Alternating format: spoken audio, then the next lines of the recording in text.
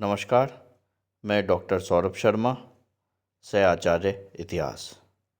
इससे पूर्व के YouTube वीडियो में हम लोगों ने मौर्यकालीन प्रशासन के बारे में अध्ययन प्रारंभ किया था तथा उस समय हम लोगों ने यह चर्चा की थी कि अध्ययन की सुविधा की दृष्टि से हमने मौर्य प्रशासन वाले टॉपिक को 2 भागों में विभाजित किया था।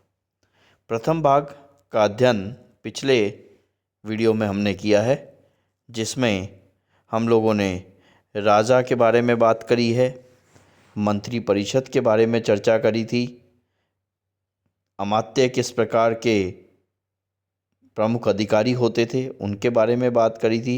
उसके अलावा विभिन्न विभागों की बात करी थी, जिसमें हम लोगों ने वित्त विभाग और सैन्य विभाग की चर्चा वहाँ पर कर ली थी। आज हम इसी श्रृंखला में आगे बढ़ते हुए मौर्य प्रशासन के द्वितीय भाग का अध्ययन करेंगे, जिसके अंतर्गत हम उसी क्रम में आगे बढ़ते हुए जहाँ पर हमने भाग 1 को छोड़ा था, न्याय प्रणाली के बारे में चर्चा करेंगे। न्याय प्रणाली के बारे में देखा जाए तो मौर्य काल में राजा का न्यायालय या पाटलिपुत्र का न्यायालय सबसे प्रधान हुआ करता था। इसके अतिरिक्त, इस न्यायालय के अतिरिक्त जो सारे न्यायालय थे वो 2 भागों में विभाजित किए गए थे। उन 2 भागों को नाम दिया गया था धर्म स्थानीय और कंटक शोधन न्यायालय। ये दोनों ही न्यायालय अपनी अपनी कार्य प्रणाली की दृष्टि से बिल्कुल अलग थे। जैसे धर्म स्थानीय न्यायालय वस्तुतः दीवानी अदालत था या दीवानी न्यायालय था, जिसमें संपत्ति संबंधी विवाद या व्यक्तिगत विवाद प्रमुख रूप से इसके अधिकार क्षेत्र में आते थे, और इसमें निर्णय जो लिया जाता था वो 3 धर्मस्थ या व्यावहारिक या 3 अमात्य की सहायता से लिया जाता था। और जो दूसरा न्यायालय था जिसे कंटक शोधन नाम दिया गया है, उसमें गंभीर प्रकृति के अपराध आते थे। प्रमुख रूप से राज्य और व्यक्ति के बीच जो विवाद होते थे वो इसके सुनवाई के प्रमुख विषय हुआ करते थे। इसके अतिरिक्त गंभीर प्रकृति के अपराध जैसे राजद्रोह, हत्या, परस्त्रीगमन आदि इस तरह के मुकदमे कंटक शोधन न्यायालय में सुने जाते थे, जो एक प्रकार से हम कह सकते हैं कि फौजदारी मुकदमों का न्यायालय था। इस न्यायालय के जो न्यायाधीश थे वे भी 3 प्रदेष्टि और 3 अमात्य हुआ करते थे। सर्वोच्च न्यायालय, जैसा कि पूर्व में बताया, पाटलिपुत्र का न्यायालय होता था, और सबसे निचले स्तर पर जो न्यायालय होते थे वो ग्राम के न्यायालय होते थे, और उसमें ग्राम न्यायालयों में कोई विशेष अधिकारी नियुक्त नहीं किए जाते थे, बल्कि वहाँ पर गांव के बड़े बुजुर्ग ही निर्णय दिया करते थे।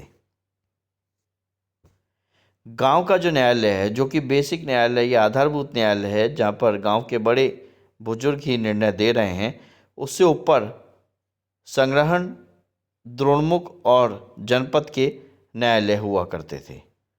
जनपद का प्रमुख अधिकारी या पदाधिकारी राजूक कहलाता था। उसके अतिरिक्त सभी प्रांतों में अमात्य तथा प्रदिष्टि न्यायिक कार्यों को संपादित किया करते थे, जैसा कि अभी हमने पूर्व में भी कंटक शोधन के बारे में बात करी थी। कौटिल्य ने कानून के 4 प्रमुख अंग बताए हैं। वे कौन से 4 प्रमुख अंग थे, आपको विशेष रूप से ये ध्यान रखना है, क्योंकि कई बार ऑब्जेक्टिव या वस्तुनिष्ठ प्रश्न के रूप में परीक्षा में ये पूछा जाता है कि कौटिल्य के द्वारा कानून के कौन से 4 प्रमुख अंग बताए गए हैं। तो आपको ध्यान रखना है, ये 4 अंग हैं: धर्म, व्यवहार, चरित्र और शासन। तो ये 4 प्रमुख अंग जो कौटिल्य के द्वारा बताए गए हैं बहुत ही महत्वपूर्ण है। इसे आपको ध्यान रखना है कि 4 प्रमुख अंग धर्म, व्यवहार, चरित्र और शासन हुआ करते थे। सभी जो प्रमुख नगर हैं वहाँ पर पुलिस चौकी की भी व्यवस्था होती थी और नगर का जो प्रधान न्यायाधीश होता था उसे व्यवहारिक महामात्र की संज्ञा दी जाती थी। न्याय विभाग के बाद जो अगला प्रमुख विभाग आता है उसका नाम है गुप्तचर विभाग। गुप्तचर प्रणाली के द्वारा राजा एक और तो राज्य के अधिकारियों पर नियंत्रण रखता था और दूसरी ओर उसे जनता के क्या विचार हैं, जनता को क्या शिकायतें हैं या जनता की क्या भावनाएं हैं किसी भी विषय के बारे में, उसकी जानकारी उसे प्राप्त हो जाती थी। गुप्तचर सीधे केंद्रीय प्रशासन और राजा के व्यक्तिगत निरीक्षण में कार्य किया करते थे, यानी राजा के प्रत्यक्ष नियंत्रण में होते थे गुप्तचर। यहाँ पर मौर्य काल में दो प्रकार के गुप्तचर प्रमुख रूप से बताए गए हैं। एक है संस्था और दूसरे गुप्तचर कहलाते थे संचार। अब इन दोनों में क्या फ़र्क था ये आपको विशेष रूप से देखना है कि संस्था वाले जो गुप्तचर थे उसके सदस्य एक ही स्थान पर रहते थे। अब वो चाहे व्यापारी बन के रहें, चाहे छात्र बन के रहें, चाहे गृहपति बनकर रहें,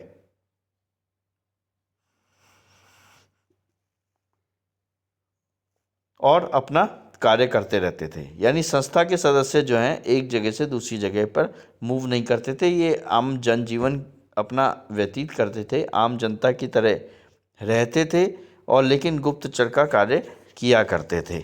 और संचार वो गुप्तचर होते थे जो कि विभिन्न स्थानों पर भ्रमण करते रहते थे, छद्म वेश या स्वरूप धारण करके, रूप बदल बदल करके जगह जगह पर घूमते थे और सूचनाओं को एकत्र करते थे। उन्हें संचार कहा जाता था। ये नाम से भी प्रतीत हो रहा है, संस्था यानी एक ही जगह पर रहने वाले, संचार यानी भ्रमणशील जो कि घूमते रहते थे। इन गुप्तचरों के लिए जो विदेशी लेखक हैं उन्होंने कुछ अलग अलग नाम दिए हैं मौर्य काल में गुप्तचरों के लिए। जैसे एरियन ने गुप्तचरों को ओवरसीचर नाम दिया है और स्ट्राबो ने उसने इंस्पेक्टर नाम से संबोधित किया है। तो ये आपको दोनों ध्यान रखने हैं, परीक्षा की दृष्टि से महत्वपूर्ण है। वापस आपको बता रहा हूँ, एरियन ने गुप्तचरों को ओवरसीचर तथा स्ट्राबो ने इंस्पेक्टर नाम से संबोधित किया है। ये आपको विशेष रूप से ध्यान रखना है।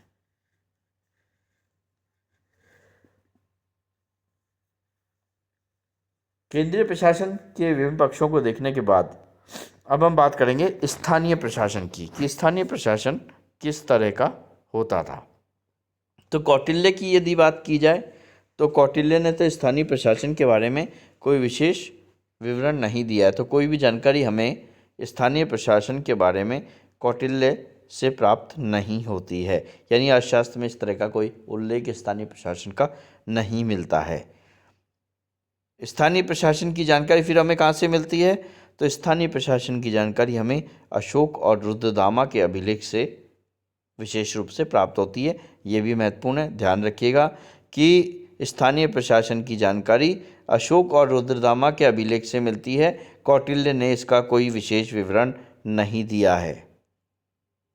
अशोक के जो शिलालेख है उसके अनुसार यह ज्ञात होता है कि प्रांत 5 भागों में विभाजित किया गया था। मौर्य काल में प्रांत को 5 भागों में विभाजित किया गया था। यह आपको ध्यान रखना है कि 5 प्रांत कौन से थे और उन 5 प्रांतों की राजधानी क्या थी। तो सबसे पहला प्रांत उत्तरापथ जिसकी राजधानी है तक्षशिला। दूसरा दक्षिणापथ, राजधानी सवर्णगिरी। तीसरा प्राशी जिसकी राजधानी है पाटलिपुत्र और ये समस्त मौर्य साम्राज्य की भी राजधानी थी। चौथा अवंती राष्ट्र, राजधानी है उज्जयिनी। और पांचवा कलिंग प्रदेश जो कि अशोक ने जीता था कलिंग के युद्ध में, उसकी राजधानी है तोशाली। तो ये 5 प्रमुख प्रांत हैं जिनकी राजधानी के साथ आपको इनको ध्यान रखना है। उत्तरापथ, तक्षशिला, दक्षिणापथ राजधानी स्वर्णगिरी, प्राक्षी राजधानी उज्जैनी, अवंती राष्ट्र राजधानी प्राशी राजधानी पाटलिपुत्र, अवंती राष्ट्र राजधानी उज्जैनी और कलिंग राजधानी तोशाली। ये आपको पांचों राजधानियां विशेष रूप से प्रांतों के साथ याद होनी चाहिए। प्रांतों का शासन कुमार या आर्यपुत्र नामक पदाधिकारियों द्वारा किया जाता था। वस्तुतः यह युवराज होते थे, जो राजा के पुत्र हैं, उनको प्रांतों का शासन सौंपा जाता था। ये वहाँ के शासन के लिए जिम्मेदार होते थे। हम कह सकते हैं कि एक तरह का राजा से बनने का पूर्व प्रशिक्षण भी यही था। इन्हें कुमार या आर्यपुत्र के नाम से जाना जाता था।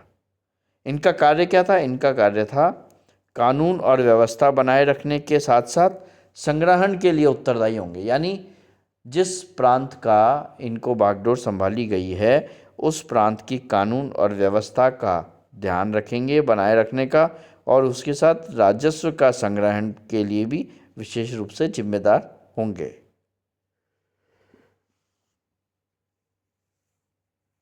स्थानीय स्वायत्तता के बारे में कौटिल्य के अर्थशास्त्र से और ना ही अशोक के अभिलेख से हमें कोई विशेष रूप से जानकारी नहीं होती है कि स्थानीय स्वायत्तता के बारे में क्या कुछ विशेष बातें वहाँ पर थीं। प्रांत कई खंडों में विभाजित थे, जिन्हें विषय या जिला नाम से जाना जाता था। वहाँ का प्रशासन कैसा होता था, उसके बारे में यदि चर्चा करें तो सबसे पहले हम देखेंगे प्रांतों का उपविभाजन जिलों या विषयों में किया गया था, और 3 प्रमुख अधिकारी होते थे वहाँ पर, जो कि वहाँ के प्रशासन के लिए जिम्मेदार होते थे। ये 3 पदाधिकारी थे, प्रादेशिक, राजुक और युक्त।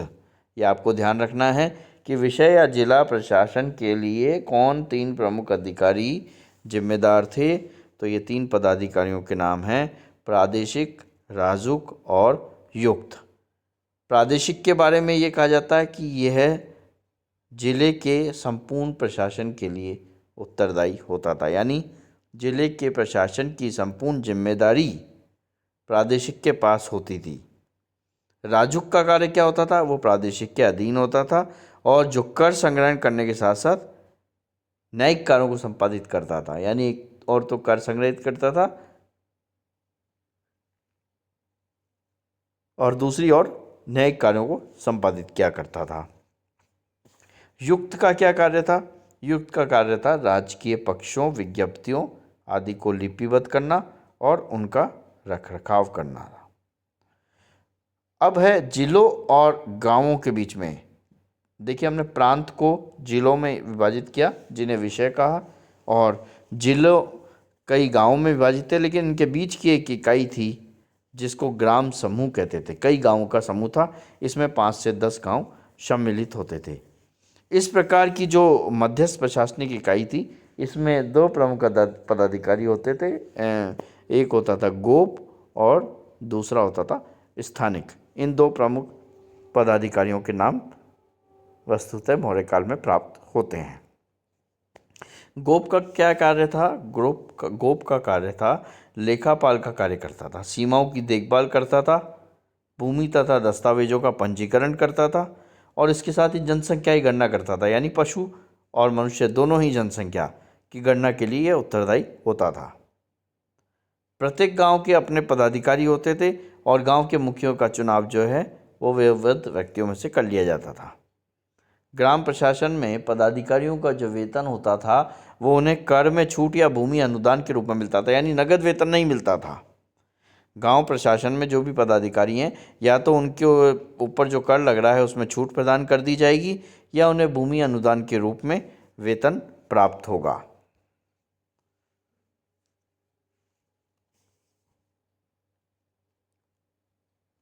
इसके बाद आता है नगर प्रशासन।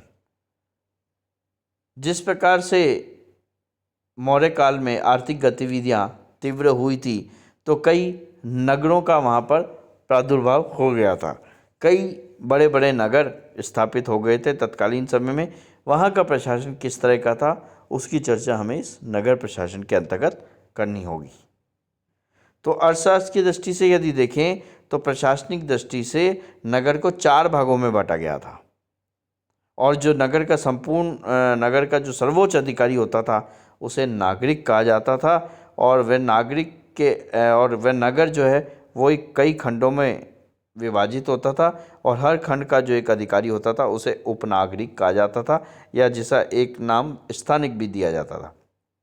यानी कोई भी नगर है वो 4 भागों में बटा हुआ है, और प्रत्येक भाग का नगर का जो संपूर्ण अधिकारी है उसे नागरिक कहा जा रहा है, और उसके आगे जो विभक्त किया गया है, छोटे छोटे खंड बनाए गए हैं उसे उनके अधिकारी को उपनागरिक कहा जाता है या स्थानिक कहा जाता है।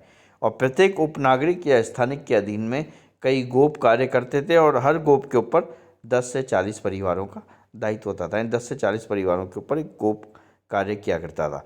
तो यहाँ आप देखेंगे कि जो हायरार्की नज़र आ रही है उसमें सबसे ऊपर नागरिक है जो कि नगर का सर्वोच्च अधिकारी है। उसके बाद वो नगर कई खंडों में विभाजित है, विशेष रूप से 4 खंडों में बांटा हुआ है। उनका प्रत्येक का जो अधिकारी है वो उपनागरिक है, या जिसे स्थानिक भी कहा जा रहा है, और उस प्रत्येक खंड में भी कई गोप कार्य कर रहे हैं जिनके ऊपर 10 से 40 परिवारों का दायित्व है। मेगास्थनीज के अनुसार नगर का जो प्रशासन था वो 30 अधिकारियों की एक परिषद के द्वारा किया जाता था, जो कि 5-5 अधिकारियों की 6 समितियों में विभाजित थी। यानी संपूर्ण नगर का प्रशासन 30 अधिकारियों की एक परिषद के द्वारा किया जा रहा है, जिसमें 5-5 अधिकारियों की 6 समितियों में विभाजित कर दिया गया है। ये 6 समितियां कौन सी थी ये आपको विशेष रूप से ध्यान रखना चाहिए। पहला है उद्योग तथा शिल्पकला, दूसरा विदेश विभाग, तीसरी समिति का नाम है जन्म और मृत्यु का पंजीकरण, यानी ये समिति जन्म मृत्यु के पंजीकरण से संबंधित थी। चौथी समिति व्यापार और वाणिज्य विभाग से संबंधित थी, और 5वां सार्वजनिक वितरण विभाग, और लास्ट या छठी समिति जो थी वो था बिक्री कर संग्रह विभाग। इस प्रकार से नगरों का प्रशासन एक अलग तरह की व्यवस्था धारण किए हुए था, जहाँ पर अलग तरह के अधिकारी यहाँ पर नियुक्त किए थे, क्योंकि नगर बड़े होते जा रहे थे और उनकी जनसंख्या भी बढ़ती जा रही थी, और वहाँ के प्रशासन के लिए इस प्रकार एक सर्वोच्च परिषद बना दी गई, और प्रत्येक परिषद में 5-5 अधिकारियों वाली 6 समितियाँ निर्धारित कर दी गई, जो अपने अपने क्षेत्र के कार्यों का विशेष रूप से ध्यान रखती थी। धन्यवाद।